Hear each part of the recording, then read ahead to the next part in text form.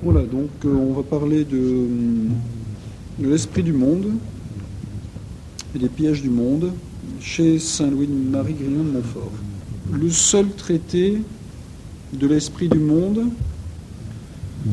qu'on trouve dans ses œuvres, eh bien, c'est finalement dans ses cantiques, dans les cantiques. Parce que, on l'a déjà dit, ces cantiques, c'est sa théologie pastorale. Il a versifié toute sa théologie, toute son expérience, et si on prend ces cantiques, eh bien, on remarque que l'ensemble de l'œuvre comporte différents traités. Et c'est toute la théologie qui est mise en vers dans ces cantiques. Donc on trouve des cantiques sur Dieu, l'enfant Dieu, la croix, Jésus hostie, le Sacré-Cœur de Jésus, la Très Sainte Vierge, les saints, sur l'ascèse, les désirs de la sagesse éternelle, les mépris du monde, les vertus, le renouvellement de notre âme par la mission, les états consacrés à Dieu, les états du monde, les états d'affliction, toutes sortes donc de cantiques qui abordent tous les sujets. Et on peut dire que chaque sujet a au moins un cantique, voire plusieurs cantiques, et que chaque cantique est un vrai traité. Il peut y avoir jusqu'à 100 strophes où Saint Louis de Montfort reprend toute la théologie qu'il digère en vers.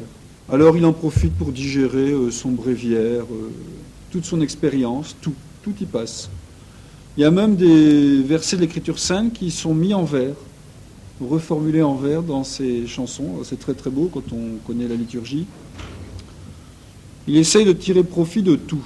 Et donc, il y a un traité des vertus en vers qui se divise en, disons, deux grandes parties. Les malheurs du monde et des cantiques divers sur le monde. Donc on verra ça après avoir fait quelques préliminaires. Ceci dit, il y avait probablement un petit traité théorique de l'esprit du monde au début, juste avant le traité de la vraie dévotion à la Sainte Vierge. Mais cette partie doit être perdue. On ne l'a pas. Alors, qu'est-ce qui nous fait croire qu'il y avait un petit traité sur l'esprit du monde? Eh bien, c'est ce paragraphe 227 du traité de la vraie dévotion dans lequel il fait allusion donc à cette première partie qui n'existe plus. C'est donc à partir du numéro 227, c'est là où il parle de la consécration et des exercices préparatoires. Alors je vous lis ce paragraphe. Première pratique. Donc pour ceux qui veulent rentrer dans l'esprit de la consécration, la Sainte Vierge. Ceux et celles qui voudront entrer en cette dévotion particulière, qui n'est point érigée en confrérie, quoiqu'il le fût à souhaiter. Après avoir, comme j'ai dit dans la première partie de cette préparation au règne de Jésus-Christ, employé 12 jours au moins à se vider de l'esprit du monde, contraire à celui de Jésus-Christ, emploieront 3 semaines à se remplir de Jésus-Christ par la Très Sainte Vierge Marie. Donc, il dit bien que son traité de la vraie dévotion, ce n'est pas un titre qu'il a donné lui-même. Il semble bien que le titre supposé, ce serait Préparation au règne de Jésus-Christ. Eh bien, il y aurait eu une première partie, où il parle justement de se vider de l'esprit du monde, et puis la partie qu'on connaît, celle du traité de la vraie dévotion. Et dans la première partie de cette préparation au règne de Jésus-Christ. Alors, on va essayer de... Guyonne Jeanne, il écrit à sa sœur qui est religieuse. « Dieu prend plaisir, ma chère sœur, à nous voir combattre et à nous rendre tous deux victorieux, vous dans le secret et moi dans le public. » Bon, elle est religieuse, donc elle a une vie cachée. Lui, il est missionnaire, il a une vie publique. « Car vos combats se passent dans vous-même. Ils n'éclatent pas hors de votre communauté. Mais les miens éclatent par toute la France, soit à combattre les démons de l'enfer, soit à faire la guerre au monde et aux mondains, ennemis de toute vérité. Vous seriez sans doute surprise si vous saviez le détail de l'aimable croix dont le ciel me favorise par l'intercession de notre bonne mère. Je vous prie d'en remercier mon aimable Jésus et de prier votre aimable communauté, que je salue, de m'obtenir de Jésus crucifié la force de porter les plus rudes croix et les plus pesantes comme des pailles, de résister avec un front d'airain aux puissances infernales.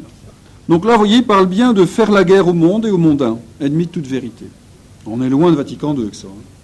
Alors, une première approche que je vous propose de son esprit du monde, c'est dans le traité de la vraie dévotion, au numéro 54. Saint Louis de Montfort donne le fondement de ce combat contre le monde, et il le commente. Alors ce fondement, c'est quoi ? C'est Genèse 3,15. Je mettrai des inimitiés entre toi et la femme et ta descendance, entre toi et la femme, entre ta descendance et sa descendance. Alors au numéro 54, il explique ça. C'est qu'une partie du commentaire, mais je vous le donne parce qu'il parle du monde, là. Non seulement Dieu a mis une inimitié, mais des inimitiés, non seulement entre Marie et le démon, mais entre la race de la Sainte Vierge et la race du démon. Donc vous voyez, de dire que Dieu ne veut pas de division, il ne veut pas de combat, c'est complètement faux. Il n'y a rien de plus faux que de dire ça. C'est le proto-évangile, 3e chapitre de la Genèse, verset 15. Dieu instaure une inimitié, donc une division. Donc Dieu fonde une division. Dieu veut la division. Alors, entre quoi et quoi ? Voilà le problème. Mais Dieu veut la division. Et il dit même que cette inimitié, elle est toute divine. Et c'est la seule que Dieu a instituée. Mais celle-là, elle va durer jusqu'à la fin du monde, et loin de s'amenuiser, de disparaître, elle va augmenter et s'aggraver. C'est-à-dire que Dieu a mis des inimitiés et des antipathies, des haines secrètes, écoutez bien ça, c'est des mots qu'il faut peser, entre les vrais enfants et serviteurs de la Sainte Vierge et les enfants et les esclaves du diable. Alors on verra, les enfants et les esclaves du diable, c'est pas que les satanistes, etc. Vous allez voir ce qu'il dit exactement, justement, des mondains. Et les mondains, aujourd'hui, le monde en est plein. Faut pas croire, c'est pas que les satanistes. Ils ne s'aiment point mutuellement. Donc c'est pas la peine de leur faire des courbettes, ils ne s'aiment point mutuellement. Et si vous faites des courbettes, ils vous marcheront sur les pieds. Parce que le monde n'aime pas les enfants de Jésus-Christ. Donc c'est toujours les enfants de Jésus-Christ qui se font rouler dans la boue, si jamais ils commencent à faire des courbettes. C'est comme ça que ça marche. Il y a même une fable de La Fontaine là-dessus, qui est excellente.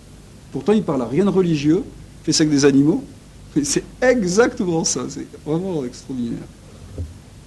Ils ne s'aiment point mutuellement, ils n'ont point de correspondance intérieure les uns avec les autres. Les enfants de Bélial, écoutez bien ça, les esclaves de Satan, et ce n'est pas les satanistes, les amis du monde, car c'est la même chose. Quand au concile, le grand maître mot, le leitmotiv, ça a été l'ouverture au monde. Les enfants de Bélial, les esclaves de Satan et les amis du monde, car c'est la même chose, ont toujours persécuté jusqu'ici et persécuteront plus que jamais ceux et celles qui appartiennent à la très sainte Vierge, comme autrefois Caïn persécuta son frère Abel et Ésaü son frère Jacob, qui sont les figures des réprouvés et des prédestinés. Donc il faut bien poser ça, c'est très important. Il faut comprendre que dans le monde, il y a le bon grain livré, que livré, c'est pas seulement les satanistes, mais aussi les amis du monde, donc les gens mondains, bon chic, bon genre, et qu'il y a une opposition diamétrale entre l'esprit des uns et l'esprit des autres. Que chacun a des principes différents de vie, et que chacun a une vie différente, et qu'il y a une inimitié, une incompatibilité entre les deux. On ne peut pas être entre les deux. Justement, les amis du monde, c'est les catholiques qui prétendent être entre les deux. Rester catholique en voulant plaire au monde. Eh bien, cela, c'est la même chose que les esclaves de Satan. Ça, c'est un saint qui le dit. Et ça n'a pas changé, au contraire. Ça a empiré. Alors, deuxième approche, on va voir un petit peu la doctrine de l'amour du monde. Alors ça, c'est dans le traité de l'amour de la sagesse éternelle. Donc il va parler de la sagesse éternelle, c'est Jésus-Christ, de sa doctrine, de sa vie, et il parle justement au début de la fausse sagesse. Vous vous souvenez, dans le traité de la vraie dévotion, il y a la vraie dévotion et la fausse dévotion. Ben là, il reprend le même refrain, le même couplet. C'est donc la vraie sagesse et la fausse sagesse. La sagesse mondaine. Donc alors, c'est quoi cette sagesse mondaine ? Donc c'est dans Amour de la sagesse éternelle, il parle de ça, 75-83. Alors je vais vous lire, c'est un peu une lecture spirituelle. La sagesse mondaine est celle dont il est dit. Alors il cite Saint Paul aux Corinthiens. Perdam sapientiam sapientium. Je perdrai la sagesse des sages, selon le monde. La sagesse, saint Paul aux Romains, la sagesse de la chair est ennemie de Dieu. Et en Saint Jacques, chapitre 3, verset 13, plutôt 15 même, c'est bien là, c'est purement matériel, c'est pas intentionnel je pense, mais Genèse 3.15, Saint Jacques 3.15, c'est la même référence. Alors qu'est-ce qu'il dit? C'est un commentaire, donc Saint Jacques 3.15, c'est un commentaire de Saint Jacques de Genèse 3.15. Cette sagesse ne vient pas du ciel, mais elle est une sagesse terrestre, animale et diabolique. Cette sagesse du monde est une conformité parfaite aux maximes et aux modes du monde. C'est une tendance continuelle vers la grandeur et l'estime. C'est une recherche continuelle et secrète, et ça, il a une psychologie pour montrer tout tradit qu'on est, tout pratiquant qu'on est. Quand on voit ce qu'il dit, on se dit, oh là là, on se voit comme dans un miroir, je peux vous dire. Alors, une tendance continuelle vers la grandeur et l'estime, c'est une recherche continuelle et secrète de son plaisir et de son intérêt. Non pas d'une manière grossière et criante, en commettant quelques péchés scandaleux, mais d'une manière fine, trompeuse et politique. Autrement, ce ne serait plus, selon le monde, une sagesse, mais un libertinage. Donc vous voyez, là, il dit, non, je ne parle pas du libertinage, quoi, vraiment les gens qui vivent dans le vice, ouvertement, qui font des péchés criants et tout. Non, je ne parle pas de ça. Je parle de la sagesse du monde. C'est une recherche, donc une tendance continuelle vers la grandeur et l'estime, une recherche continuelle et secrète de son plaisir et de son intérêt, non pas d'une manière grossière, mais d'une manière fine, trompeuse et politique. Donc subtile et déguisée, en fait. Un sage du siècle est un homme qui sait bien faire ses affaires et faire réussir tout à son avantage temporel, sans quasi paraître vouloir le faire, qui sait l'art de déguiser et de tromper finement sans qu'on s'aperçoive, qui dit ou fait une chose et pense l'autre, qui n'ignore rien des airs et des compliments du monde, qui sait s'accommoder à tous pour en venir à ses fins, sans se mettre beaucoup en peine de l'honneur et de l'intérêt de Dieu, qui fait un secret mais funeste accord entre la vérité et le mensonge, de l'évangile avec le monde, de la vertu avec le péché, de Jésus-Christ avec Bélial, qui veut passer pour un honnête homme, mais non pas pour un dévot, qui méprise, empoisonne ou condamne aisément toutes les pratiques de piété, qui ne s'accommode pas avec les siennes. Enfin, un sage mondain est un homme qui, ne se conduisant que par la lumière des sens et de la raison humaine, ne cherche qu'à se couvrir des apparences de chrétien et d'honnête homme, sans se mettre beaucoup en peine de plaire à Dieu, ni d'expier par la pénitence les péchés qu'il a commis contre sa divine majesté. Donc vous voyez, finalement, c'est quelqu'un qui manque d'esprit surnaturel et d'esprit de foi. Il calcule tout le temps. La conduite de ce sage du monde est fondée sur le point d'honneur, sur le qu'en dira-t-on, sur la coutume, sur la bonne chair, sur l'intérêt, sur le grand air et sur le mot à rire. Ce sont là les 7 mobiles innocents, comme il croit, sur quoi il se tient appuyé pour mener une vie tranquille. Il a des vertus particulières qui le font canoniser des mondains, comme la bravoure, la finesse, la politique, le savoir-faire, la galanterie, la politesse et l'enjouement. Il prend pour des péchés considérables l'insensibilité, la bêtise, la pauvreté, la rusticité et la bigoterie. Alors il suit le plus fidèlement qu'il peut les commandements que le monde lui a faits. Alors les 10 commandements du monde, ça c'est excellent. Tu sauras bien le monde, donc tu seras au courant des choses du monde. Voilà. Tu vivras en honnête homme. Tu feras bien tes affaires. Tu conserveras ce qui t'appartient. Tu sortiras de la poussière. Tu te feras des amis. Tu entreras le beau monde. Tu feras bonne chère. Tu n'engendreras point de mélancolie.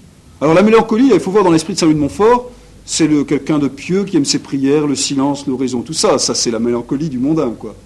Et donc, il faut absolument fuir ça. Et tu éviteras la singularité, la rusticité, la bigoterie. Jamais le monde n'a été si corrompu qu'il l'est, parce que jamais il n'a été si fin, si sage à son sens, ni si politique.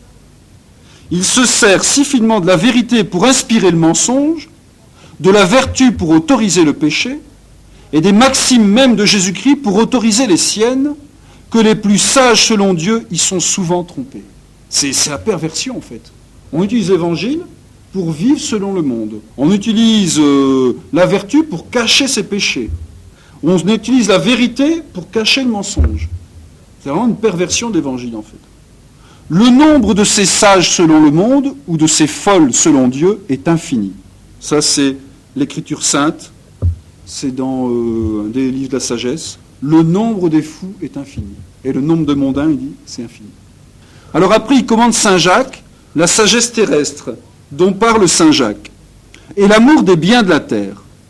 C'est de cette sagesse dont les sages du monde font une profession secrète, quand ils attachent leur cœur à ce qu'ils possèdent, quand ils tâchent de devenir riches, quand ils intentent des procès et font des chicanes inutiles pour les avoir ou pour les conserver, quand ils ne pensent, ils ne parlent, ils n'agissent la plus grande partie du temps que dans la vue d'avoir ou de conserver quelque chose de temporel, ne s'appliquant à faire leur salut et au moyen de le faire, comme la confession, la communion et l'oraison, qu'à la légère, par manière d'acquis, par intervalle et pour sauver les apparences.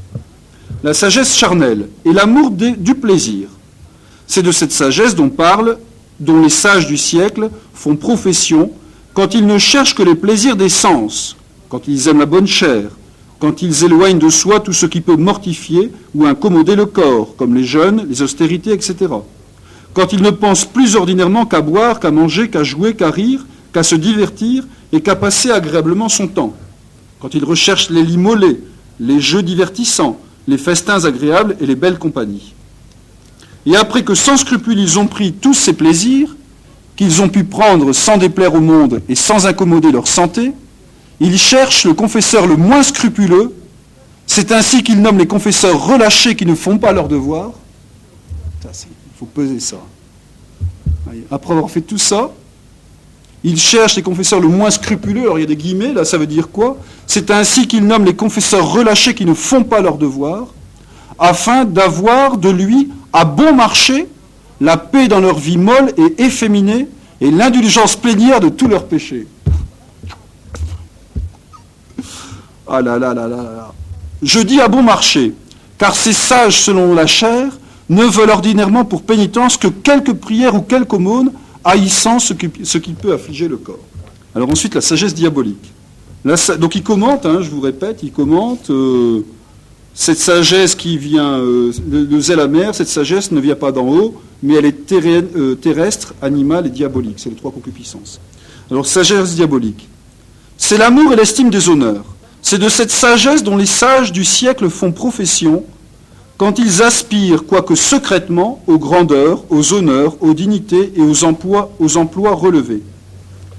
Quand ils recherchent à être vus, estimés, loués et applaudis des hommes, quand ils n'envisagent dans leurs études, dans leurs travaux et dans leurs combats, dans leurs paroles et dans leurs actions, que l'estime et la louange des hommes, pour passer pour des personnes dévotes, pour des gens savants, pour des grands capitaines, pour des savants jurisconsultes, pour des gens d'un mérite infini et distingué ou de grande considération, quand ils ne peuvent souffrir qu'on les méprise et qu'on les blâme, quand ils cachent ce qu'ils ont de défectueux et font montre de ce qu'ils ont de beau.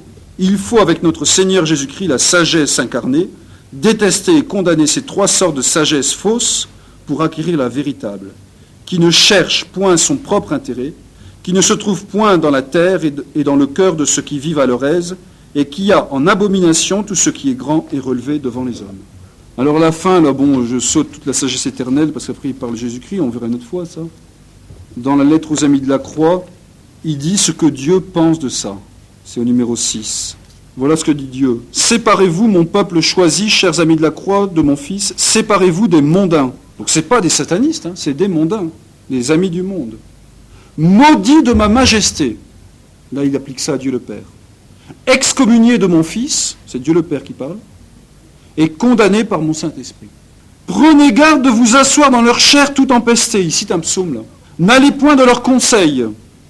Ne vous arrêtez pas même dans leur chemin. C'est les 3 degrés qu'on descend dans l'iniquité. N'allez pas vous asseoir dans leur chair tout empestée. N'allez point dans leurs conseils. Ne vous arrêtez même pas dans leur chemin. S'arrêter dans le chemin, c'est le péché occasionnel. Aller dans leurs conseils, c'est commencer à prendre l'habitude. Et s'asseoir dans leur chair tout empestée, c'est vraiment s'installer dans le vice. Alors après, il donne à la fin de l'amour de la sagesse éternelle, il donne une petite exhortation, là, on va vous lire ça. 199, 198. Il ne faut pas se conformer aux modes extérieurs des mondains, soit dans les habits, soit dans les meubles, soit dans les maisons, soit dans les repas, et les autres usages et les actions de la vie. Et ici de saint Paul, nolite conformari vix seculo. Ne vous conformez pas au siècle. Ça, c'est le plus pur évangile, la plus pure doctrine de saint Paul. Cette pratique est plus nécessaire qu'on ne pense. Il ne faut pas croire ni suivre les fausses maximes du monde. Il ne faut pas penser, il ne faut pas parler et agir comme les mondains. Ils ont une doctrine aussi contraire à celle de la sagesse incarnée que les ténèbres à la lumière et la mort à la vie. Examinez bien leurs sentiments et leurs paroles. Ils pensent et ils parlent mal de toutes les plus grandes vérités. Il est vrai qu'ils ne mentent pas ouvertement, mais ils déguisent leurs mensonges sous l'apparence de la vérité. Ils ne croient pas mentir, mais ils mentent cependant. Ils n'enseignent pas ordinairement le péché ouvertement, mais ils le traitent ou de vertu ou de netteté, ou de choses indifférentes, ou de peu de conséquences. Vous voyez, soit on prend pour pas pécher ce qui est péché, soit on prend pour véniel ce qui est mortel, ou pour indifférence ce qui est déjà péché véniel, où on fait peu cas de l'imperfection et du péché. On minimise et on relativise. Méfiez-vous des gens qui minimisent et qui relativisent. Il arrive quelquefois qu'on soit un petit peu trop fort, on se corrige, mais il faut se méfier, ça c'est un principe du monde, on relativise et on minimise. Oui, il ne faut pas aller si loin, mais non, pensez, mais non, vous exagérez. Ça c'est typique du discours mondain. Typique. Et Ernest Hello, dans L'homme médiocre, il me semble que c'est là que j'ai eu ça, le maître mot de l'homme médiocre, et donc du libéral et du mondain, c'est il exagère. Tout est exagéré.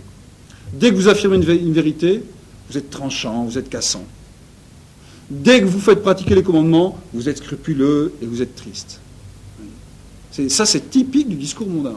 Vous ouvrez le Figaro, etc., tous les articles de journaux mondains, c'est le discours que vous trouvez. Là où on veut imposer la vérité, on devient intolérant. Là où on veut imposer les vertus et les commandements, on devient scrupuleux.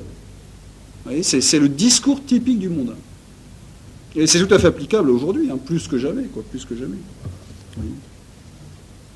C'est en cette finesse que le monde a apprise du démon, écoutez bien ça, cette finesse, donc cette manière de déguiser le vice par la vertu, de couvrir le mensonge sous la vérité, donc sous cette perversion, quoi. C'est en cette finesse que le monde a apprise du démon. Vous voyez, c'est quelque chose qui vient du diable, ça. Pour convertir la laideur du péché et du mensonge, que consiste cette malignité dont parle saint Jean, tout le monde est posé dans la malignité. Tout le monde est pénétré de malignité et à présent plus que jamais. Vous voyez, c'est le démon qui a appris ça. Et alors c'est typique à Halloween en ce moment, on vous présente le laid, le diabolique, le satanique, le triste, le dégoûtant, tout ce que vous voulez, on vous le présente d'une façon agréable, joyeuse, et puis à la mode. Ben ça, c'est typique du monde. Et on voit bien, quand on discute avec les gens, bon, on essaye de ne pas être passionné, de discuter, etc. Alors finalement, comme on discute de façon sympa, on finit par les trouver sympas, puis on trouve sympa les gens qui propagent ça, quoi. On est pris là-dedans, ça nous prend malgré nous, quoi. Bon, alors, donc, vous avez compris, il faut bien comprendre ça. Ça, c'est la révélation, c'est l'évangile, c'est la doctrine du Christ et c'est la doctrine. Vous voyez, saint Jacques, il dit aussi, celui qui veut être l'ami du monde se fait l'ennemi de Dieu. C'est dans saint Jacques, ça. Celui qui veut être l'ami du monde se constitue l'ennemi de Dieu. On ne peut pas plaire au monde, il faut se mettre ça une bonne fois pour toutes dans la tête, quoi. Ça ne veut pas dire qu'on doit se heurter à tout le monde, être désagréable avec tout le monde. Mais il faut savoir que si on vit ce christianisme, on sera nécessairement désagréable au monde à un moment donné. Et si on veut toujours être agréable au monde, c'est signe qu'il y a un moment où on va lâcher, où on a déjà lâché ce qu'on ne pouvait pas lâcher. Ça, c'est certain. Alors, donc, voyons un petit peu la lettre aux Amis de la Croix, parce que là, justement, Saint Louis de Montfort, il place les âmes devant un choix.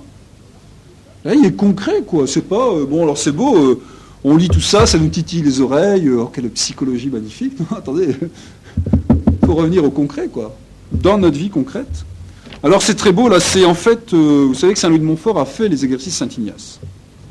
Et alors dans la lettre aux Amis de la Croix, eh bien, en fait, on retrouve Saint-Ignace, mais autrement. Vous voyez, les deux étendards de Saint-Ignace, il présente ça sous la forme des deux parties. Les deux parties. Alors je vous lis ça parce que c'est admirable. J'ai déjà lu l'année passée, mais il faut relire ça, c'est le sujet. Voilà, mes chers confrères, il parle aux confrères de confrérie des Amis de la Croix. Voilà deux parties qui se présentent tous les jours, celui de Jésus-Christ et celui du monde. Celui de notre aimable Sauveur est à droite, en montant, dans un chemin étroit et rétréci, plus que jamais, par la corruption du monde. C'est l'évangile, hein. Elle est large, la voie spacieuse qui mène à la perdition. Mais le chemin de Dieu est étroit. Ce bon maître y est en tête, marchant les pieds nus, la tête couronnée d'épines, le corps tout ensanglanté et chargé d'une lourde croix. Il n'y a qu'une poignée de gens, mais des plus vaillants, à le suivre, parce qu'on n'entend pas sa voix si délicate au milieu du tumulte du monde. Ça, c'est excellent. C'est dit d'une manière. Au milieu du tumulte du monde, on n'entend pas sa voix, quoi. Et c'est pour ça qu'il n'y a qu'une petite poignée de gens qui le suivent. Ou on n'a pas le courage de le suivre dans sa pauvreté, ses douleurs, ses humiliations et ses autres croix qu'il faut nécessairement porter à son service tous les jours de sa vie. Alors après, il change de vue. À gauche est le parti du monde ou du démon, lequel est le plus nombreux, le plus magnifique et le plus brillant, du moins en apparence. Tout le plus beau monde y court, on y fait presse, quoique les chemins soient larges et plus élargis que jamais par la multitude qui y passe comme des torrents. Ils sont jonchés de fleurs, bordés de plaisirs et de jeux, couverts d'or et d'argent. Deux chemins. Alors il repart à droite après. À droite, le petit troupeau qui suit Jésus-Christ ne parle que de larmes, de pénitence, d'oraison et de mépris du monde. On entend continuellement ces paroles entrecoupées de sanglots. Souffrons, pleurons, jeûnons, prions, cachons-nous, humilions-nous, appauvrissons-nous, mortifions-nous, car celui qui n'a pas l'esprit de Jésus-Christ, qui est un esprit de croix, n'est point à lui. Ceux qui sont à Jésus-Christ ont crucifié leur chair avec leur concupiscence. Il faut être conforme à l'image de Jésus-Christ ou être damné. Courage, s'écrie-t-il, courage. Si Dieu est pour nous, et en nous, et devant nous, qui sera contre nous? Celui qui est en nous est plus fort que celui qui est dans le monde. Le serviteur n'est pas plus que le maître. Un moment d'une légère tribulation produit un éternel poids de gloire. Il y a moins d'élus qu'on ne pense. Ça, c'est tout ce que disent ceux qui suivent Jésus-Christ. Il n'y a que des courageux et violents qui ravissent le ciel de vive force. Vous voyez, tout ça, c'est des citations d'évangile digérées, quoi. Le royaume des cieux souffre violence et ce sont les violents qui le remportent.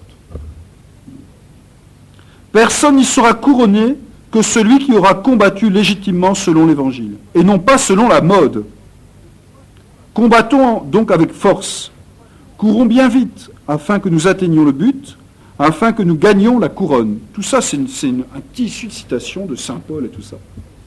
Voilà une partie des paroles divines dont les Amis de la Croix s'animent mutuellement. Alors, ils repassent au mondain. Bon, vous voulez faire une application pratique, hein. J'ai rien entendu, hein. Mais si vous faites une application pratique, donc il y a eu plusieurs sermons sur le péché, etc. Il y en aura encore sur l'enfer et tout. On n'a qu'à écouter ce que disent les gens.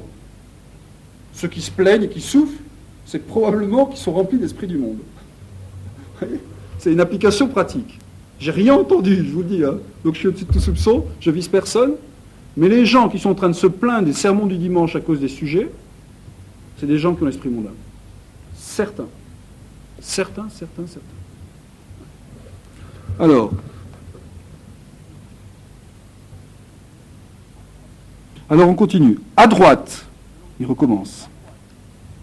Ah non, les mondains, voilà. Les mondains, au contraire, pour s'animer à persévérer dans leur malice sans scrupule, crient tous les jours, la vie, la paix, la joie, mangeons, buvons, chantons, dansons, jouons. Dieu est bon, Dieu ne nous a pas fait pour nous damner, Dieu ne défend pas de se divertir, nous ne serons pas damnés pour cela, point de scrupule, nous ne mourrons pas. Ça c'est... Alors il s'adresse ensuite donc aux confrères de la croix. Souvenez-vous, mes chers confrères, que notre bon Jésus, oui, souvenez-vous, mes chers confrères, que notre bon Jésus vous regarde à présent et vous dit à chacun en particulier. Voilà, Jésus qui parle. Voilà que quasi tout le monde m'abandonne dans le chemin royal de la croix. Les idolâtres aveugles se moquent de ma croix, comme d'une folie. Les juifs obstinés s'en scandalisent, comme d'un objet d'horreur. Les hérétiques la brisent et la battent comme une chose digne de mépris. Mais ce que je puis dire, que les larmes aux yeux et le cœur percé de douleur, mes enfants que j'ai élevés dans mon sein et que j'ai instruits à mon école, mes membres que j'ai animés de mon esprit, m'ont abandonné et méprisé en devenant les ennemis de ma croix. Donc vous voyez, on reste dans notre optique, hein. Ils ne visent pas les satanistes, les mahométans, les hérétiques, les juifs. C'est pas de ça dont il parle. Il dit ça, bon, après tout, je dirais c'est presque normal. Il dit, ce sont mes enfants que j'ai élevés dans mon sein, que j'ai instruits à mon école. Mes membres que j'ai animés de mon esprit m'ont abandonné et méprisé en devenant les ennemis de ma croix. Et ça, il le dit, les larmes aux yeux et le cœur percé de douleur. Vous voyez, ces catholiques mondains, c'est ça qui fait pleurer le bon Dieu, quoi. Voilà ce qu'il dit. Alors il interpelle ensuite, c'est notre Seigneur, c'est l'évangile ça, hein. Notre Seigneur qui dit à ses apôtres après le discours sur le pain de vie, alors vous aussi vous allez m'abandonner? Ça c'est le plus pur évangile, il ne faut pas dire c'est bon, c'est son truc, c'est son spiritualité, c'est le plus pur évangile. Tout est vraiment... Alors d'ailleurs, une des choses qui n'est pas comprise d'ailleurs par beaucoup de biographes, c'est que Saint Louis Montfort a pris l'évangile à la lettre, quoi, pratiquement. C'est pour ça qu'on l'a traité de déséquilibré, enfin pas déséquilibré, mais il a été fort critiqué, quoi, pour ça. Alors il dit ceci. Voulez-vous, point aussi, vous autres, m'abandonner en fuyant ma croix, comme les mondains, qui sont en cela autant d'antéchrist? Alors là, c'est très fort, parce que pour nous, l'antéchrist, c'est un sataniste. Non, non, non. Les antéchrists, pour Saint Louis de Montfort, il dit que les mondains, les catholiques mondains, sont des antéchrists. C'est pour ça que Monseigneur Lefebvre, dans une de ses... dans la lettre, je pense, aux futurs évêques, il dit que les tenants de la doctrine conciliaire sont des antichrists, quoi. Je ne sais plus exactement les termes, mais c'est ça. On l'a critiqué pour ça. C'est tout à fait conforme à la spiritualité des saints. Voyez. Voulez-vous, afin de vous conformer à ce siècle présent, mépriser la pauvreté de ma croix pour courir après les richesses? Éviter la douleur de ma croix pour rechercher les plaisirs? Haïr les humiliations de ma croix pour ambitionner les honneurs? J'ai beaucoup d'amis en apparence qui protestent qu'ils m'aiment et qui dans le fond me haïssent, parce qu'ils n'aiment pas ma croix. Beaucoup d'amis à ma table, mais très peu de ma croix. Beaucoup d'amis à la dernière scène, mais très peu d'amis au pied du calvaire. Beaucoup d'amis pour communier, mais très peu d'amis pour souffrir, en union avec le Christ.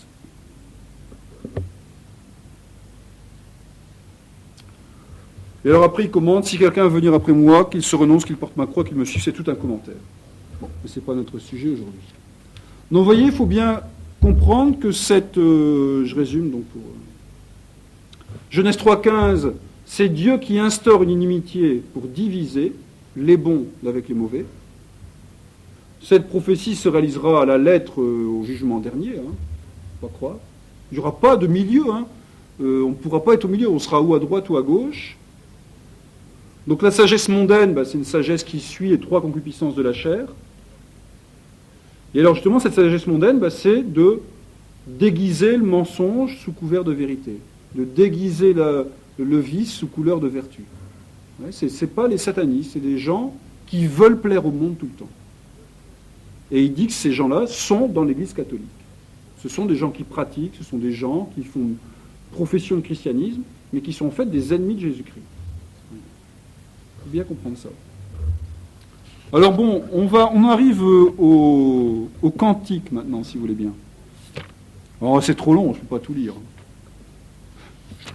Mais vraiment, c'est assez succulent, quoi. Alors, je vous donne un petit peu le plan.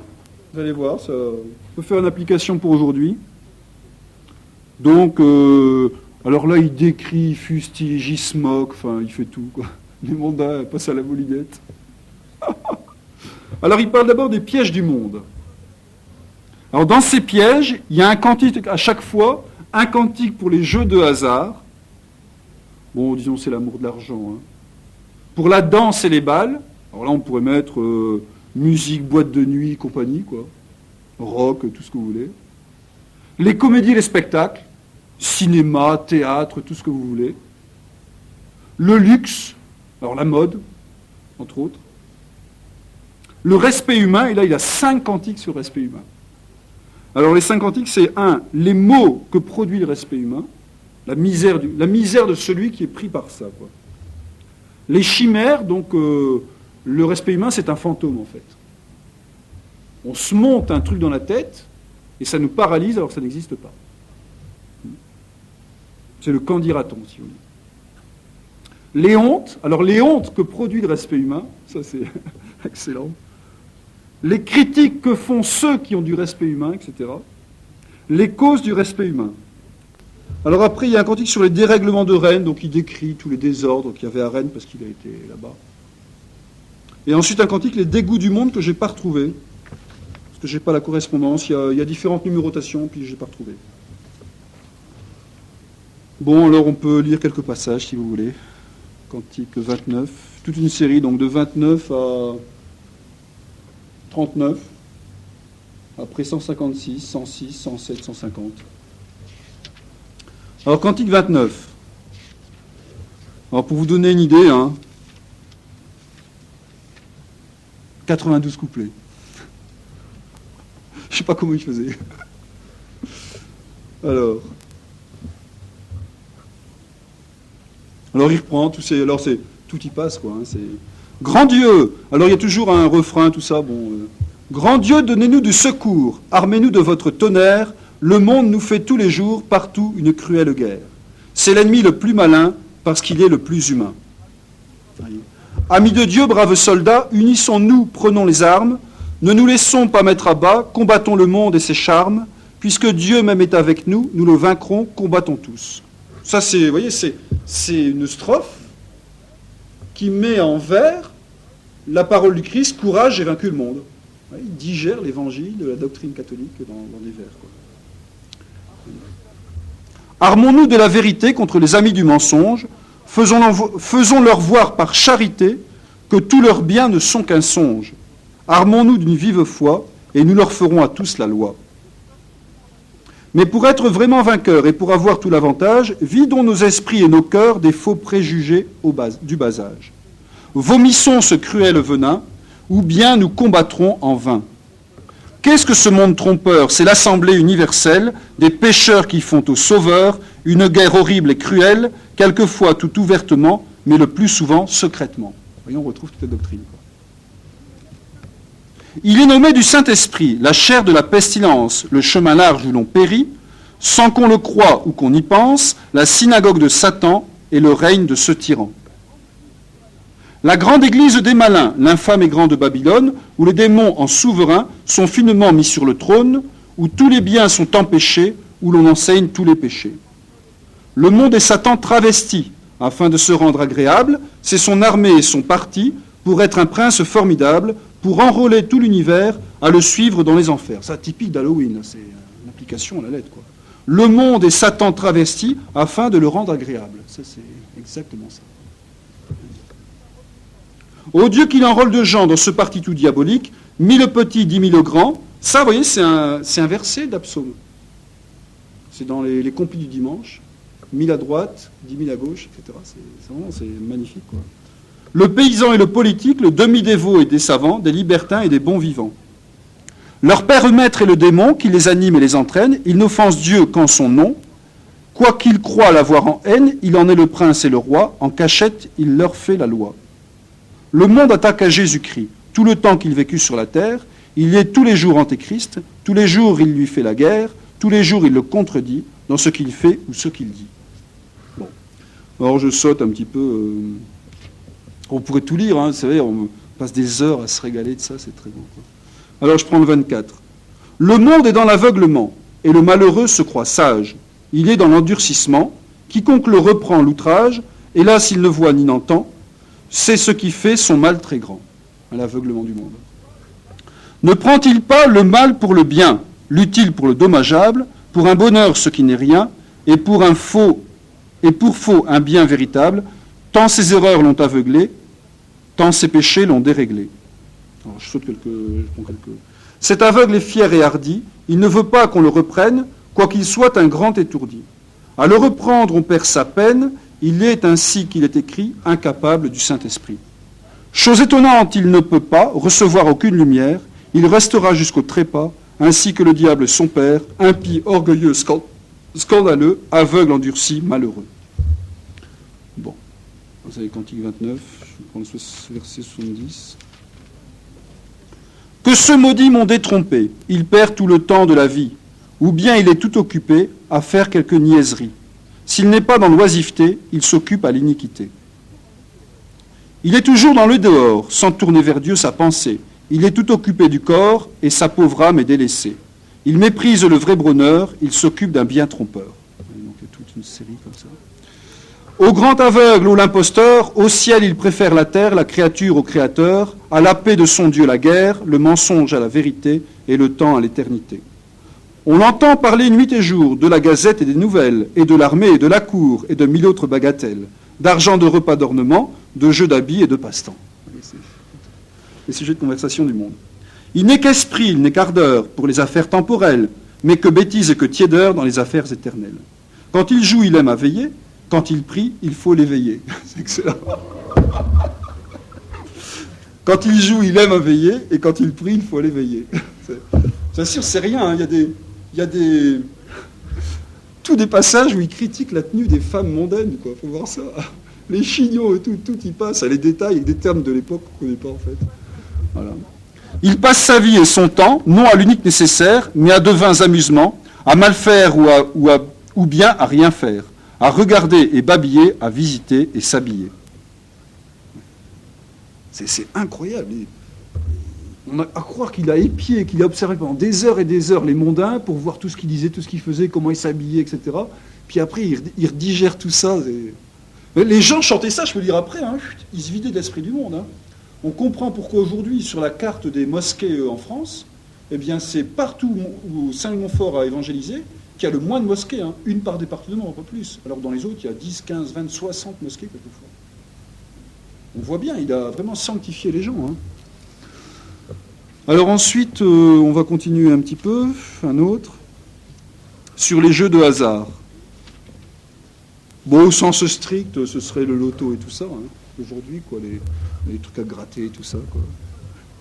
Le jeu de soi n'est pas un mal, c'est très théologique en plus. Hein. Il ne contient rien de fatal, c'est bien tout au contraire.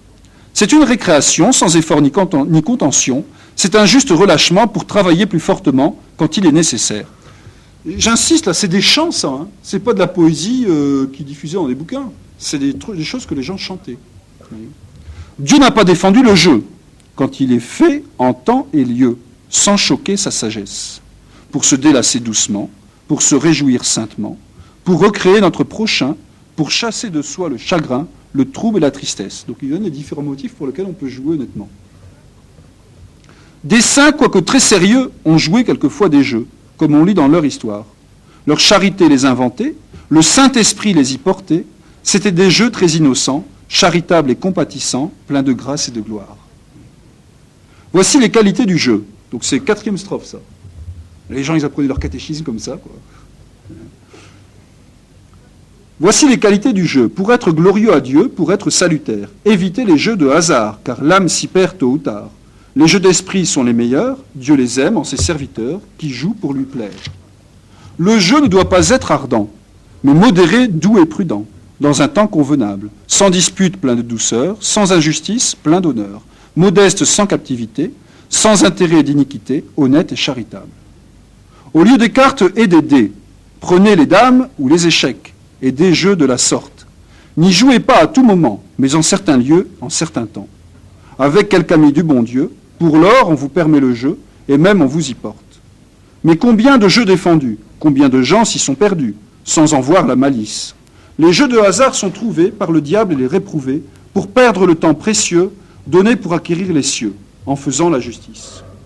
Autant au don du Saint-Esprit, au prix du sang de Jésus-Christ, autant d'un prix immense, joueurs de cartes et de dés, quand tu mourras 1000 regrets d'avoir ainsi perdu ton temps en tes jeux et vains passe-temps sans faire pénitence. Vous voyez, là, il montre une des misères du jeu de hasard, c'est la perte de temps.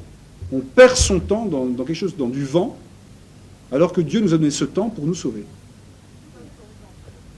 Si les damnés dans les enfers avaient 1 heure que tu perds, vous voyez, il compare 1 heure en enfer, si on peut le comparer, à 1 heure de jeu perdu, quoi. Si les damnés dans les enfers avaient 1 heure que tu perds, suivraient-ils ta folie? On les verrait pleurer, crier, jeûner et se mortifier. Ah, que ferait-il s'il l'avait? Tu l'as, fais donc ce qu'il ferait le reste de ta vie. Ça, c'est Saint Ignace. On doit faire maintenant ce qu'on voudrait avoir fait sur son lit de mort. Si j'étais damné et que j'avais 1 heure de temps pour me sauver de ce temps que les mondains perdent à jouer, qu'est-ce que je fais? Je fais tout pour me sauver. Un joueur est toujours troublé, inquiet, changeant et déréglé, de même que sa chance. Il perd par son esprit de gain, ça c'est fin quoi, niveau psychologique, il perd par esprit de gain. La charité pour le prochain, il ne cherche qu'à l'attraper, qu'à le surprendre et le tromper sans aucune indulgence. Que de péché fait un joueur, des mains, de la bouche et du cœur, sans presque qu'il y pense. Des blasphèmes, des jurements, des cris et des emportements, 1000 mensonges déguisés, 1000 larcins fins et rusés, la haine et la vengeance. Un joueur passe dans son jeu. Il n'est plus pour soi ni pour Dieu. C'est le jeu qui l'entraîne. Là, il montre la passion, quoi, comment on est pris par le jeu. Dans le jeu sont tous les transports, toute son âme et tout son corps. C'est pour lui seul qu'il est actif, c'est de lui seul qu'il est captif, c'est sa cruelle chaîne. On croit gagner au jeu du bien. On croit au jeu gagner du bien. Mais tant s'en faut, on perd le sien. C'est ce que l'on éprouve.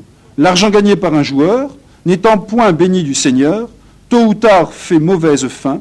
Les saints l'appellent un larcin, mais le plus fin qu'on trouve. Un joueur ami du brelan est un fin voleur de Satan, mais un voleur véritable qui vole ses pauvres enfants. Sa femme et ses pauvres parents, croyant que son bien est à lui, il meurt avec le bien d'autrui au malheur déplorable. Là, il montre des mots du jeu d'argent, c'est de ruiner la famille, quoi. Il est pour Dieu plein de froideur, plein de paresse et de tiédeur, pour le bien de son âme. La messe dure trop longtemps, il s'éloigne des sacrements. Méchant, durci et paresseux, il roule, il va de jeux en jeux, et des jeux dans les flammes. Les joueurs sont des bouts de feu, des fainéants, des scandaleux en toute république. Ils montrent toute iniquité en enseignant l'oisiveté. Ces jeux publics et les brelans font périr quantité de gens, c'est la perte publique. Les rois ont défendu les jeux, sous des châtiments rigoureux, comme une fine peste. Les conciles par leurs canons, les saints-pères par leurs raisons, lancent anathème contre eux, malgré tout le monde en tout lieu, mais le poison funeste. Vous voyez, il cite la tradition. Monde trompeur, retire-toi, tu ne me feras pas la loi par tes jeux diaboliques. Avec toi, jamais nulle part, malheur à tes jeux de hasard, malheur même à tous tes joueurs, afin d'éviter leur malheur, j'évite leur pratique. C'est assez court, il n'y a que 18 versets, 18 couplets, pardon. Alors après, il y a un deuxième piège, c'est la danse et le bal. Mettons la musique moderne et puis les booms, les soirées dansantes, tout ce que vous voulez, quoi. Alors il faisait sur des airs à la mode, il marquait sur l'air la bergère que je sers, donc c'était un cantique à la mode. Alors on changeait les paroles puis on chantait. Donc on connaissait déjà l'air, il n'y avait pas besoin d'apprendre les airs. Alors on va lire ça. Le cantique numéro 31, 5 à 9. On veut me perdre, Seigneur, par le piège de la danse. Coupez ce piège trompeur qu'on tend à mon innocence.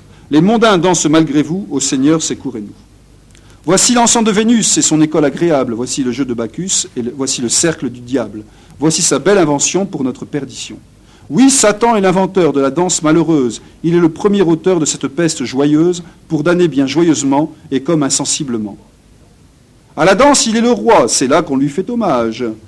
C'est là qu'il donne la loi d'un joyeux libertinage. Il a pris séance en ce lieu, il a son trône au milieu. C'est lui qui met tout en train. En ce maudit exercice, il y glisse son venin et sa flamme et sa malice.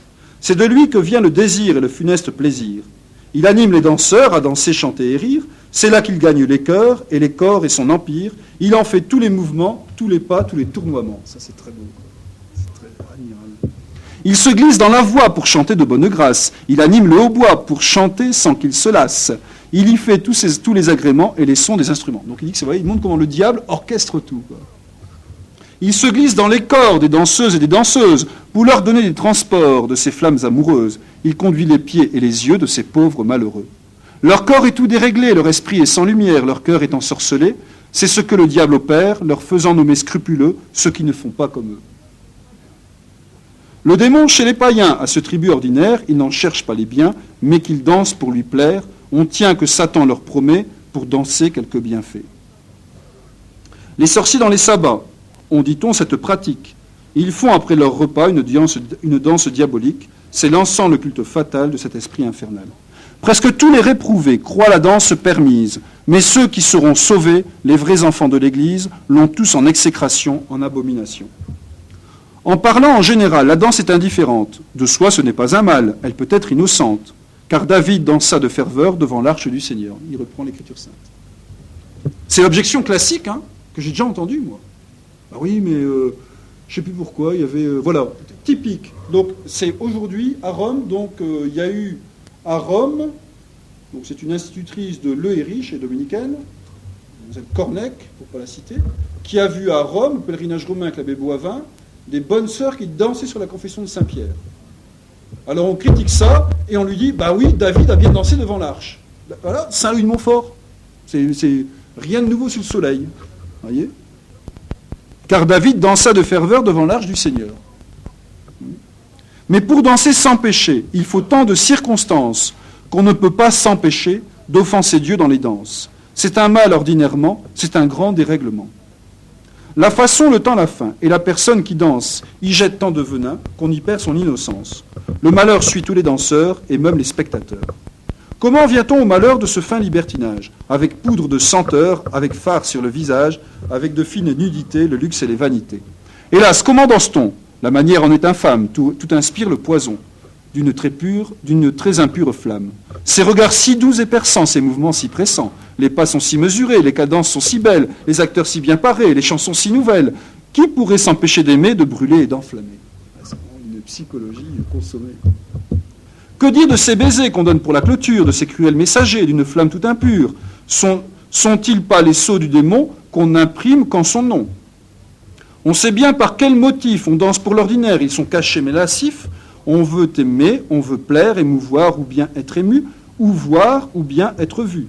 On danse avec des chansons toutes pleines d'amourettes. On se prend aux hameçons de ces infâmes sornettes.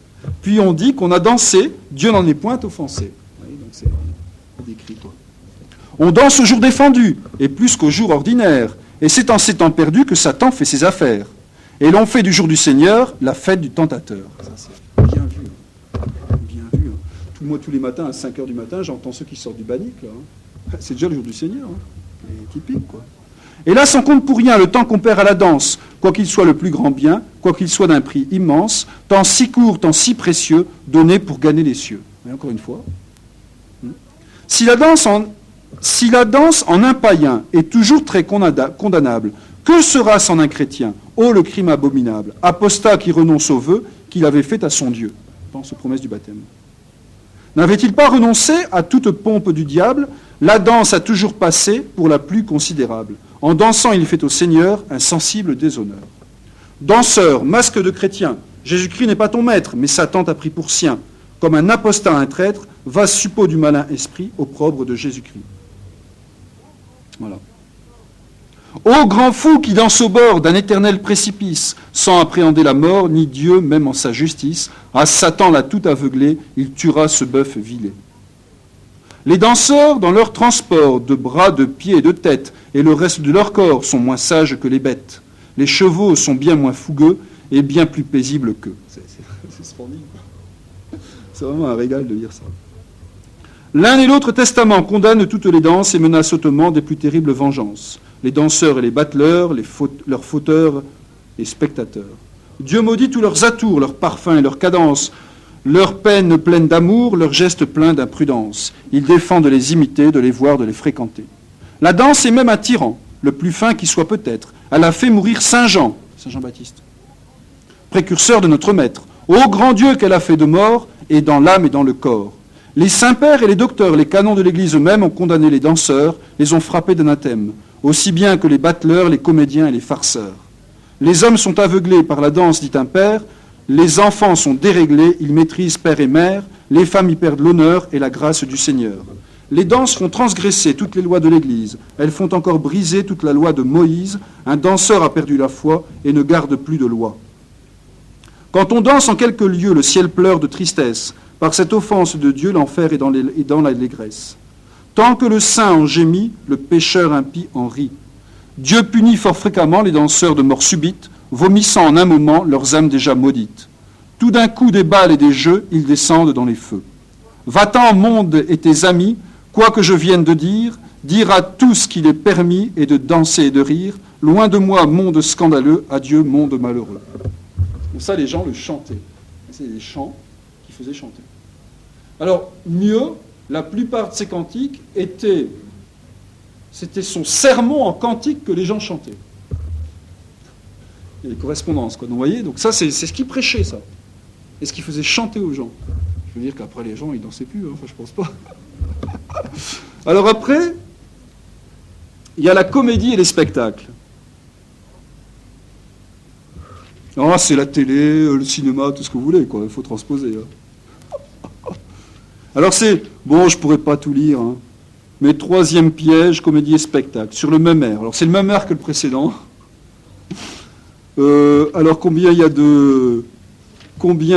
Donc 34 couplets, mais alors c'est intéressant parce qu'il y a une série donc où il doit décrire les choses, une série de couplets où il exhorte les pères et les mères, une série de couplets où il parle aux baladins et aux comédiens, je vous en prie, une série de couplets où il parle aux prêtres. Vous voyez, il s'adresse à tout le monde en fait. C'est très ignatien ça. La composition de lieux, puis on s'adresse aux personnes, parole, action, c'est typiquement ignatien ça. On voit que les saintetés se rejoignent, quoi. Alors, les comédies et les spectacles. Mais que dirons-nous du bal et des mots et des comédies, de ce trésor infernal, de toutes les infamies? C'est là que le cœur le plus dur s'attendrit pour être impur. C'est le trésor du péché, pour y savoir la méthode, de le faire si caché qu'il en devient à la mode, et qu'il soit finement vêtu des habits de la vertu. On retrouve ce qu'on avait dit tout à l'heure. Hein. Diabolique invention, malheureuse comédie, ô cruelle illusion, ô infernal incendie, où l'on fait toute impiété avec joie, avec gaieté. Lieu d'opéra, lieu maudit, où l'air, la voix et le geste opèrent sans contredit. Le poison le plus funeste, les beaux airs, dit-on, les beaux vers, ô sirènes des enfers. Aux sources des plus grands mots, fournaise de Babylone, où des prestiges nouveaux ont mis Satan sur le trône, ô le plus fin des hameçons, ou le plus doux des poisons. Ça, c'est des figures de rhétorique habituelle, les hameçons sous le verre, etc. Bon. Se mettre un masque trompeur, défigurer son visage, blâmer ainsi son auteur et réformer son ouvrage. C'est très beau, là. Vous savez, c'est sa fameuse thèse de ceux qui se fardent ou se maquillent ou je sais pas quoi, défigurent l'œuvre du Créateur. Ça a été repris en vie par... Quoi, le bon Dieu vous a pas fait assez bien? Ouais.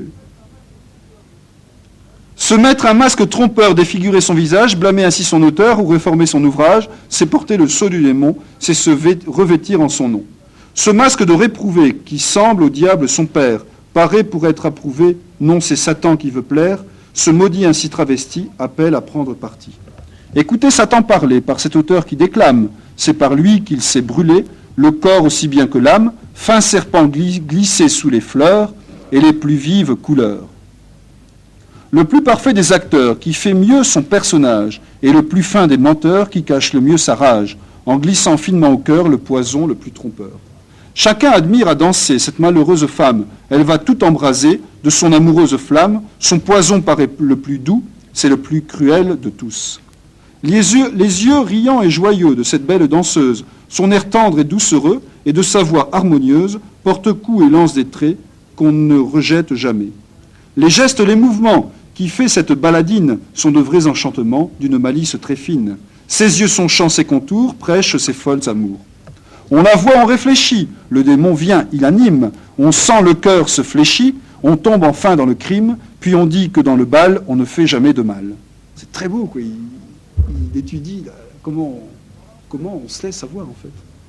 Dans l'enfer, que de milliers de danseurs et de danseuses qui brûlent dans ces brasiers, dans ces flammes rigoureuses, malgré tout dansez étourdis sans croire ce que je dis. Il renvoie les gens dans ses buts. Au père et aux mères.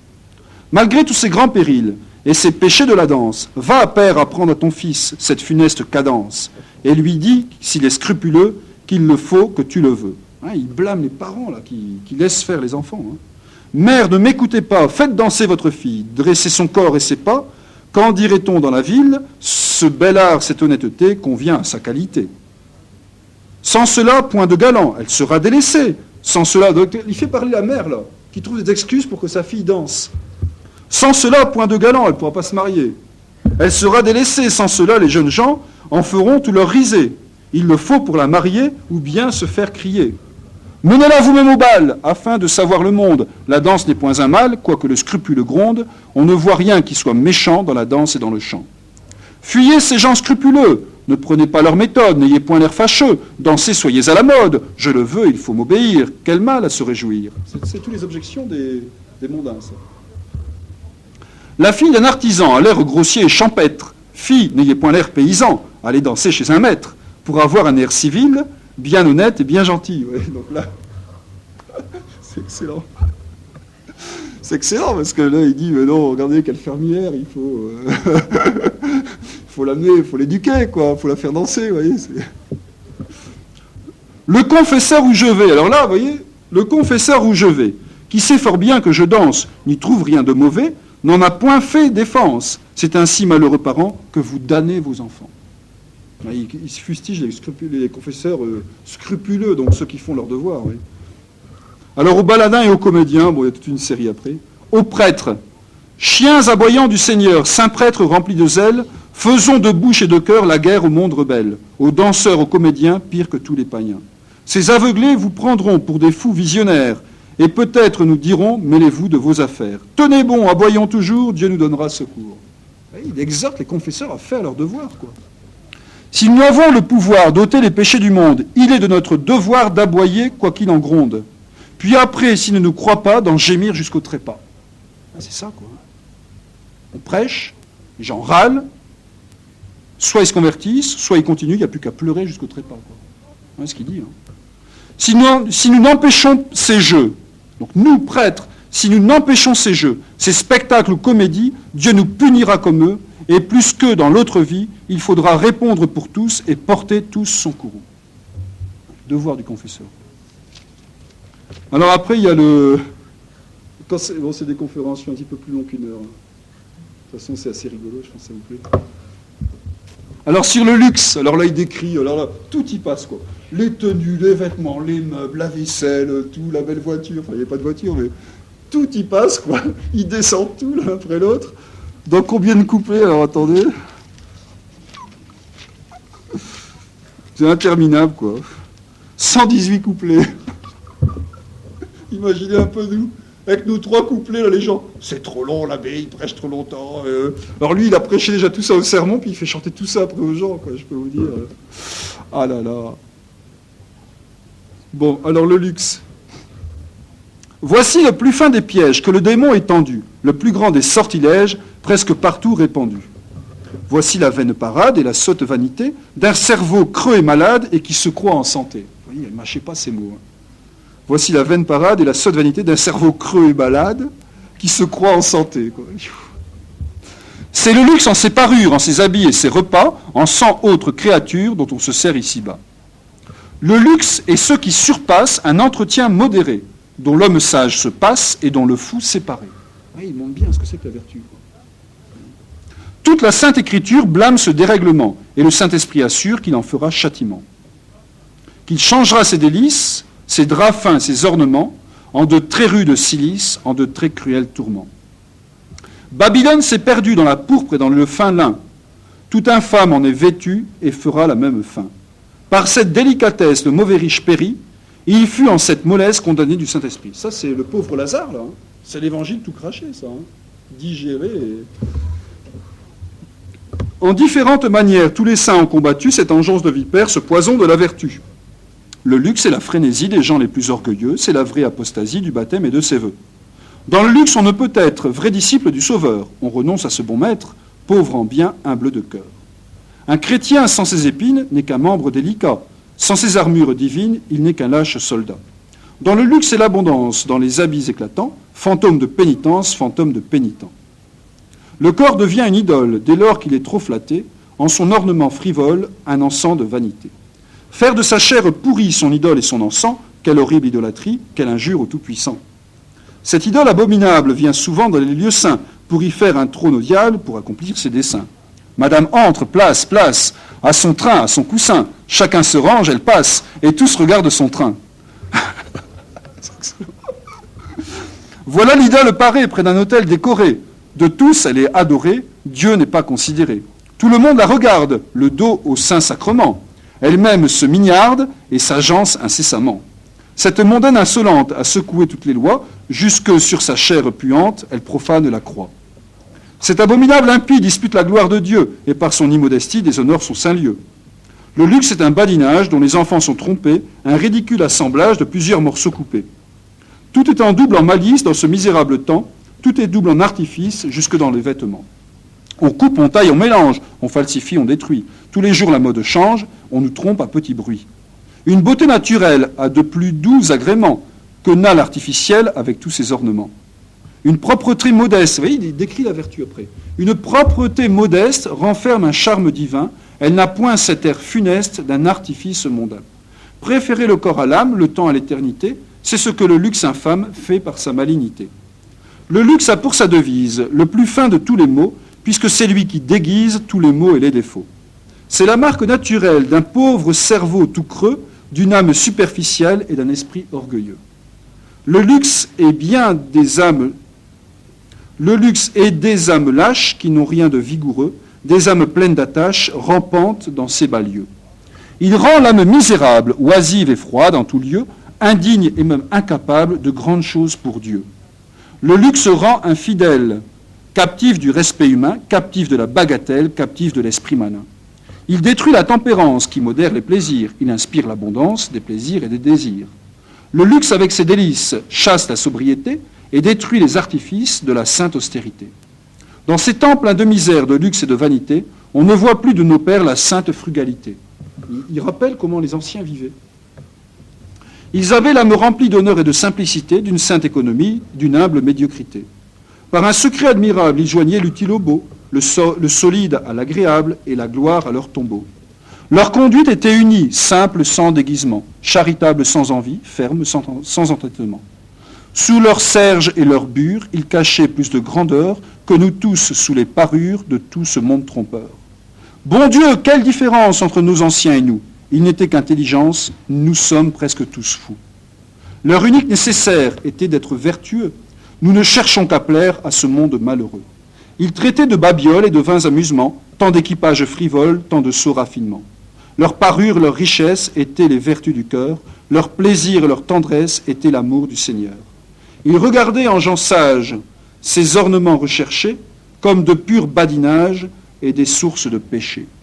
Un chacun vivait tranquille et content en son état, suivant le saint évangile et sans luxe et sans débat. Avons-nous leur caractère? À nous les abandonnons. Nous n'avons plus leur manière, nous n'avons d'eux que les noms. Maintenant, 1000 chimères, 1000 petits biens trompeurs, 1000 soins non nécessaires font les objets de nos cœurs. Le luxe s'est rendu maître d'un nombre infini de fous. Un vain désir de paraître les anime et les conduit tous. Le luxe a confondu l'homme, l'artisan fait le marchand, le bourgeois le gentilhomme et le marquis et l'intendant. Un autre en magnificence égale un prince du sang. Peu par une humble prudence sont maintenant dans leur rang. Là, c'est contre liberté, égalité, fraternité. On doit donner à la femme d'un artisan, d'un commis, le beau titre de madame pour être de ses amis. Les moindres femmes se donnent des airs de distinction, se parent et se couronnent avec toute ambition. Elles entassent sur elles l'or, l'argent et les draps fins, la soie et les riches dentelles, les velours et les satins. Selon leur mode bizarre et leurs cortèges orgueilleux, rien ne leur semble assez rare, assez riche, assez précieux. Ces mondaines malheureuses, avec leurs soies et leurs fins lin, sont presque toutes voleuses, mais leur larcin est bien fin. Elles feront 100 templettes pour se parer à l'envie, au lieu de payer leurs dettes et de rendre le bien d'autrui. Pour leurs habits ridicules à la mode et d'un haut prix, elles volent sans scrupule leurs enfants et leurs maris. Leur désir, leur soif ardente d'avoir de nouveaux atours a mis leur pudeur en vente avec leurs folles amours. Leur luxe et leur arrogance ne disent jamais c'est assez, mais Dieu tirera vengeance de ses biens mal dépensés. Quelle injure et quel outrage font-elles au Créateur en réformant son ouvrage par leur appareil trompeur? Elles gâtent la nature en la voulant déguiser. Ce n'est plus qu'une imposture, qu'un piège à scandaliser. Au luxe toujours infâme, tu souilles la pureté, tu brûles les corps et l'âme du feu de l'impureté. Aux marques très évidentes d'une femme sans pudeur, ô la livrée éclatante d'une orgueilleuse laideur. Ô le grand piège des diables et leur poison amoureux, pour faire des cœurs coupables en les prenant par les yeux. Voilà leur secrète mine pour renverser le plus fort, voilà leur grande machine pour donner à tous la mort. Ils dressent leur batterie sur ce visage fardé pour en donner de l'envie lorsqu'il sera regardé. Ils ont mis avec finesse leur trône en leur vanité, ils ont leur bureau d'adresse en toute leur nudité. Pour inspirer davantage leur poison de leurs amours, ils font briller le visage, ils donnent l'astre aux atours. Ils parleront par leur bouche, ils brilleront dans leurs yeux, afin que leur éclat touche et fasse des amoureux. Ce luxe s'est fait passage dans les habits de ce temps, dans les repas, l'équipage, les meubles et les ornements. Les demoiselles vêtues dans leur habit d'arlequin se promènent dans les rues, sur leurs petits brodequins. Madame paraît enflée d'un lourd et large manteau, elle en gémit accablée sous la mode du fardeau. Voyez leurs queues traînantes, leurs beaux linges transparents, leurs étoffes différentes, à 3 ou bien 4 rangs.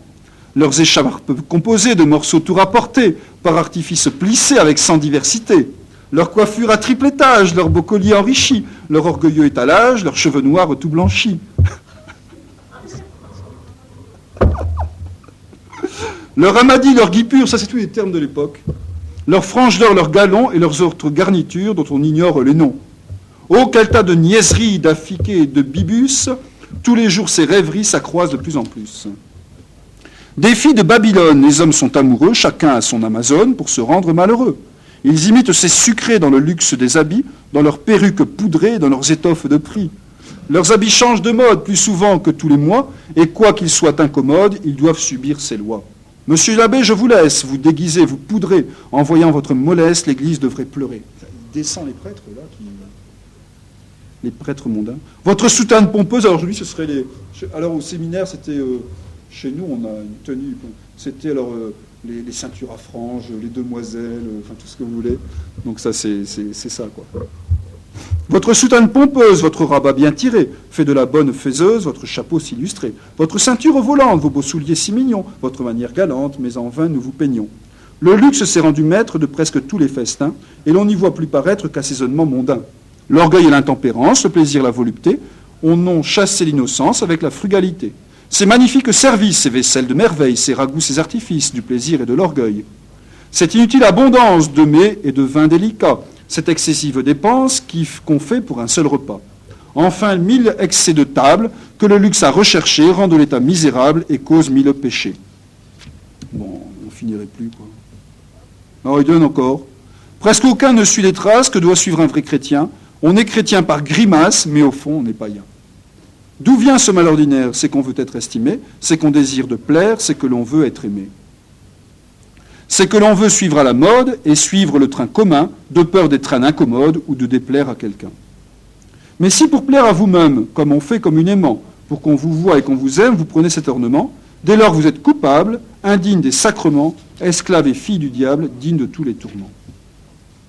Femmes braves, filles belles, que vos charmes sont cruels, que vos beautés infidèles font périr de criminels. Vous paierez pour ces âmes que vous avez fait pécher, que vos pratiques infâmes ont fait enfin trébucher. Toi qui ne veux pas me croire, en lisant ces petits vers, ouais, c'est beau parce qu'à chaque fois, il réfute le mondain qui dit, il exagère, quoi, voyez, donc c'est toujours pareil. Toi qui ne veux pas me croire, en lisant ces petits vers, j'attends sur toi la victoire quand tu seras aux enfers. Retranchez à me bien-né tout ce qui ne sert de rien, et forcez-vous d'être orné du seul et souverain bien. Fuyez le monde en sa gloire et rentrez en votre cœur, que ce soit votre oratoire, votre joie et votre honneur. Fuyez le luxe funeste, mais gardez la propreté, et soyez humble et modeste, sans avoir rien d'affecté. Faites de votre famille votre devoir principal, formez-la sur l'Évangile, et n'y souffrez point de mal. Donnez-lui toujours l'exemple de toutes sortes de biens, afin qu'elle vous contemple comme un miroir chrétien. Ça c'est beau, quoi. C'est en l'honneur de la mère chrétienne, quoi. Alors après, il y a tout le respect humain, il faudrait... on n'en finit pas, quoi. Des pages et des pages, où il décrit comment on sait savoir par le respect humain, etc. Alors, On est un peu là, 37. Il y a 5 cantiques, là, vous voyez, je n'ai pas abordé encore un seul cantique sur le respect humain. Je vous lis peut-être un seul, le 39 là. Non, le 150 ou 156. Les dérèglements de Rennes. Donc 156. Donc il reprend, vous savez, donc dans l'Ancien Testament, il y a le livre l'Ecclésiaste ou l'Ecclésiastique, vanité des vanités, tout n'est que vanité, etc. Donc c'est intéressant. Alors il reprend ça comme thème, comme refrain, puis alors c'est assez court. On va terminer là-dessus. Vanité dans les biens du monde, vanité des vanités.